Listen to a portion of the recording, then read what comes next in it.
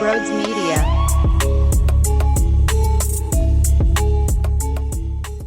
Joining us now is the one and only Brandon Graham. BG, what's up, man? Thanks for joining. Hey, what's up, man? I'm just feeling good. Happy to join and just really, man, enjoying this hot summer for real. It's really hot right now. So Dude, boy, happy you're to be inside. you're not kidding. I can't even let my dogs out back without feeling bad after 3 minutes. You know, it's like, go do your duties, get the hell back in here. Yeah, 100%. I mean, even my kids asked me yesterday, I say, baby, please just give me one day because it was a little too hot today. And but today we're gonna get in the pool. I'm gonna try to get in that pool with them. There you go. All right, cool. Before we get into some birds, because I definitely want to pick your brain on everything Eagles, you scared me with your "It's Been Sweet" post the other day all over social media. I thought you were leaving us, but instead, announcement about CrookedTea. Give us the details. Give us some information on what's popping. Well, you know what, man? Me and Ben Weiss, he was the owner of Buy, and he sold that company in the beverage space. And man, we started Crooked Tea together. We partners, and I got introduced through Dhani Jones. He was a former Michigan guy, and ended up former Eagle too, 55. And so we kind of been having that relationship there. But we came out with a drink, man. Zero sugars, zero carbs, gluten free. You know how it is in the alcohol space. It's more of people, put a lot of things in it that you don't really know about, and we want to make sure we want to drink responsibly and drink better and have a cleaner and no sugar too. It's one of those things where it just went right up my alley. Everything was aligning, and man, I was happy we got to partner together. So we got Crooked Tea going right now, and I hope you guys try it for BG. Oh, you're damn right, dude. I had to get back into the gym recently. I was a college athlete. I played college hockey. I hung up the skates. And then there was like 6 years where I'm sitting there and I'm looking at the belly fat and I'm going, this is disgusting. So when you tell me that I got a healthy option, I'm back in the bicep curls, the chest press. I'm doing my thing. This is right up my alley. This is a perfect alignment. Yeah, I'm like, when I want to have fun and go out with friends, I don't want to feel bad for what I'm drinking. So this is great. It's 80 calories. Like I say, zero sugar, zero carbs, gluten free, and the flavor is great. So it's you pick whatever one you want. I got lemon, I got raspberry and peach right now, and so my favorite is peach. All right, I love it. Also, the BG barbecue pull-up. I'll expand on the details in the description a little bit. I know that there's some details involved. Yeah. But what is the winner getting of this barbecue pull-up with BG? Well, you know what? They're going to get me, and they're going to get a bunch of Crooked Tea, bunch of people showing up at their barbecue, and we going to crash it, and we going to have some fun, and it's going to be something to remember for the summer. I love it. All right, let's get into some football, all right? When you look back at your career, Michigan included, the whole thing, not just the story that we all know, which, by the way, is one of the best stories ever about the start and the finish, the whole thing. But, it's inspiring. When you look back at your entire football journey, how does it make you feel? Man, I'm very, very proud of how it ended. Proud of both of them. Like how it started. It didn't start so great, but it helped me become the man I am today. On top of that, it helped me deal with some adversity because that's how life is that journey, like you said. But I was happy that I saw it through, persevered, and now we're here. And I'm happy the Eagles at least stayed with me as long as they did, to let me finish out the way we did this year. And man, it was well worth it for both parties. What was the process like trying to get your body, your tricep ready for a potential Super Bowl? Because obviously when the team was playing, you didn't know if you'd get there or not. And it took the very last game for you to be able to get back on the field. What were you going through? How did you stay locked in mentally? What was that process like? Well, when I first got hurt, man, I didn't even know that it was a possibility. It was more of me just, dang, that's how the cookie crumbled this year. But I'm gonna make sure I still do my part and be a leader, service the guys, be me, be consistent on what I've been doing already.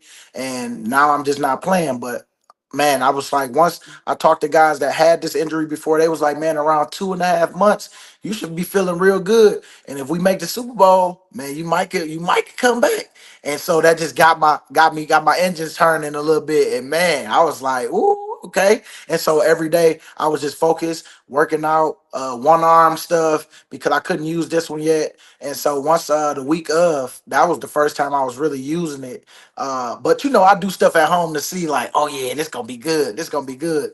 But I wasn't supposed to, but you got to make sure. I wanted to see if it really was a shot. So I was just focused every day, man, the one day at a time mentality because I didn't know what the team was going to do. We can say all day that we're going to get there with this good team we got, but we still had to do it. And so I was just happy that they made it, man. And I was able to get out there and play one last game because I knew after this season it was going to be over because I knew how we was going to talk me into going out on top, even if I didn't play in that last game. So I wanted to make sure I at least got to suit up if we made it all the way to the Super Bowl. It was crazy. 40-6. I don't care what the actual score was. It was 40-6 in my heart. It was just unbelievable. I could tell. I had an opportunity. I work at WIP. I filled in for Hugh Douglas one of the Fridays. We went to Jaws' golf outing pretty recently. So we had Reed Blankenship on. We had, Cooper DeJean on and all. And Reed Blankenship was saying how they just came into this Super Bowl with such a, we are winning this game. And it's not, it's not surprising, but we felt it in the city. Everyone who watched the team play all year, knowing that you had the week gap heading into the Super Bowl, we all felt that too. There was no way in hell this football team was going to lose that game. And dude, God, it was unbelievable. 46. It was, man. Like it was such a great week of practice for number one. So what he said was so true. Everybody felt like we was about to go in there and take it to him because we seen how they was winning games too. You block a field goal here. It was like last minute people making mistakes on the field, like the Bills game, the whole championship game. That game was crazy. It was just all those things that they took advantage of the mistakes that you made in those games, and we wanted to make sure that we took advantage of their mistakes in their game because we was the ones that was more detailed. I felt that we talked about it a lot, just like they did, but we ended up showing that we was a little more detailed than them in this last one. And man, it felt great being able to get that get back from the last one in Arizona. Yeah, for sure. All right. So I know a lot of players say when they're in the Super Bowl, it's just another game. Once the game gets established, it's maybe the second quarter, the jitters are out and the flow of the game just does its thing. Is that true? Or at some point, are you just like, dude, this is the Super Bowl. It's never going to feel like a normal week 6 game on the road or something like that.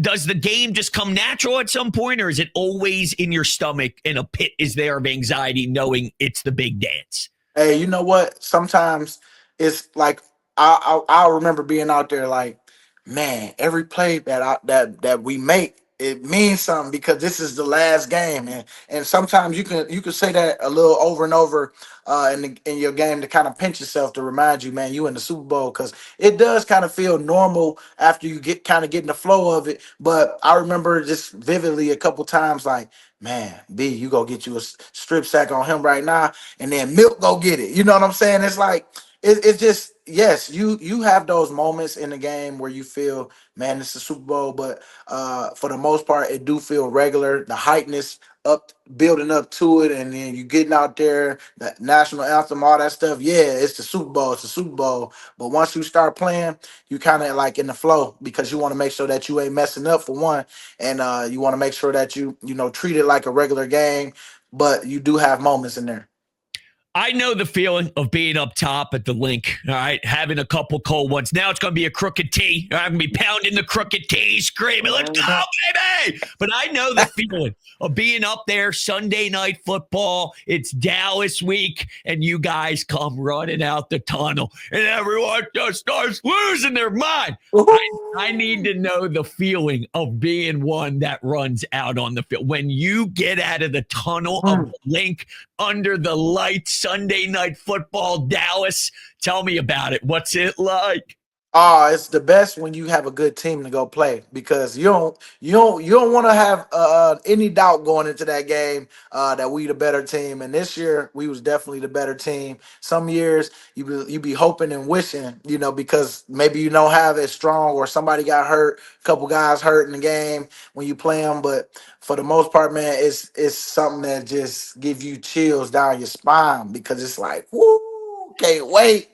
Just like now, Thursday night football, first game of the season. Got the banner coming down. For me, I'm like, man, I'm hype already just even talking about it because I know I ain't going out there to play, but that's what type of feeling I'm having, just every time I play them, man, because it's just for one, I want to be able to talk stuff to their fan base because they always coming at me, after we lose or something like that. And it ain't often, but for the most part, it's just a great feeling, man, playing the Cowboys, your rival team, the hatred you have for each other. And, it's always fun because we play each other twice and you try to beat them twice. I got a couple more for you, then I'll let you go. Playing for Nick Sirianni. Now, I'm a very emotional guy. All right. I wear the Yep. emotions on my sleeve. So I find it ironic that in the beginning, personally, I'll be honest, I'm like, interesting. I don't know, but that's me. So I'm Yep. very hypocritical. I love Nick Sirianni. I love it. I think he's authentic as hell. It took me a little bit to warm up to it because it is Yep. unique, but Yep. wow, he really does know how to inspire his team. I think he's tremendous with relationships and communication and, building that bond that's special. And then it translates to the football field. But what's it like playing for Nick compared to, Andy, just everything Yeah. about the Nick Sirianni experience and just how unique it is? I think it's just because Nick is young. The young coaches tend to have that new flavor. Doug was young too, like during that time, and it was cool to play for Doug too. Those young coaches are really trying to, wow the players and trying to, like what we talk about. You're trying to stay consistent on what you can do consistently and be you, like And I think Nick was being him. Yeah, they did the sunflowers and all that stuff in the beginning. Maybe he might have been a him a little too much, but at the same time, I thought he got better every year with his messaging and making sure that he's consistent with who he is, and that's about he all about the details, all about staying disciplined, making sure that he police you, no matter who you are, me, I mean all the top guys on the team, so that not it's not just for those young guys, it's for everybody because we all gotta say in this and we all got a fight in this, and if you're not doing what you're supposed to do as a leader, then I got to bring it to you too, just as much as I got to bring it to the young guys. So that's what I can respect. It's a lot of respect in this game, especially when you earn it, and definitely respect is earned. And he earned it from his team, and so that's why he's able to have success. Now, one debate that constantly gets thrown around the city, and I'm on the right side as always, is Jalen Hurts is just the greatest. He's just the greatest. Yeah, the top 11 list that we do, and I got to start fighting people. They don't have brain cells. It's unbelievable. Oh But yeah, yeah, I know. I don't get it. The kid, he just win. I call him the kid. He dominates. He kicks ass. It's just unbelievable. Your experience with Jalen leading the crew, the locker room, very again unique personality, a little different, at least from yeah, the outside looking in. yeah, Carries himself yeah, a certain way. yeah. What's it like with him being QB1 and the leader? Well, you know what? Jay is a private person, so it's tough sometimes when you in a public when you're in the public eye, and you trying to keep the boundaries between the two. And what I like about Jay is he consistent with who he is on the field and consistent off the field. And you everybody just don't get as close as they want to get. Personally, I would say, but in football, he is all in. He is a guy that's coming every day, making sure that he's focused, making sure his regimen is the same on how he's preparing when he for practice, and then even for the games. It's like you see his little throwing motions that he doing before practice, and you see it every day. It's not like it's something that he reinventing. It's something that he consistently doing, and so I got much respect for Jay because you're not gonna you ain't gonna everybody not gonna love what you do. And so I'm loving that he don't care. It's just more about him getting better as a person, getting better as a player, and you can see it every day, one day at a time. And I think he's got the respect for sure from his coaches and players on his team. And people just had to warm up to it because we all are different. We all can't be who other people were in this league. We got to make our own mark, and I think that's what Jalen does, and he can stand on it being him. And I got much respect for that. My last one, Nolan Smith. Hmm. Wow, what an awesome Yes. postseason run last year. The Green Bay game, the whole thing. I think you really watched him blossom in front of our eyes last year. What do you see in Nolan Smith, the player?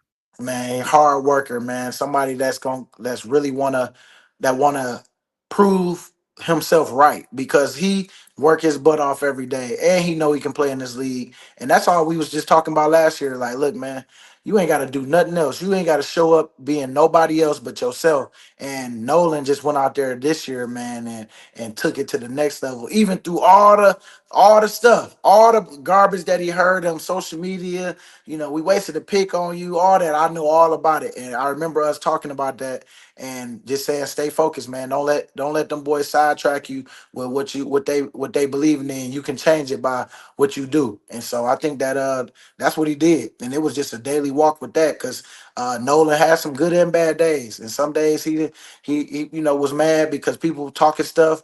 But I was like, the only way you can change it, man, is what you do on the field and go make some plays. And once you win that trophy, ain't nobody gonna be talking about that no more. And so that's what's happening right now. And like Coach say, hey, sniff the perfume, but don't drink it because it's poison. And so making sure with the success, don't drink it because it's poison. Any last comments on Crooked Tea? This was great, by the way. Thank you Oh so yeah. much. I greatly appreciate your time. Like I said, Yeah. I need to watch the fitness. Go ahead. What do you got Yes. on Crooked Tea before we head out? So what I would say with Crooked T, make sure that you go out there and you getting some, you trying it for BG. Then turn in your videos. I mean, he gonna have all the details for you in the bio and everything that you need, and even on my social media, sack_55. But we want to show up. We want to pull up to your barbecue. Why should I be there? You got to let me know and let me know what you like about me, what you like about Crooked T, and we gonna make sure we bring Crooked T to your barbecue and myself, and we're gonna have a bunch of fun. And it's gonna be the party of the summer. Beautiful. BG, thank you so much, man. I greatly appreciate it. No, I appreciate you, man. Thank you for having me.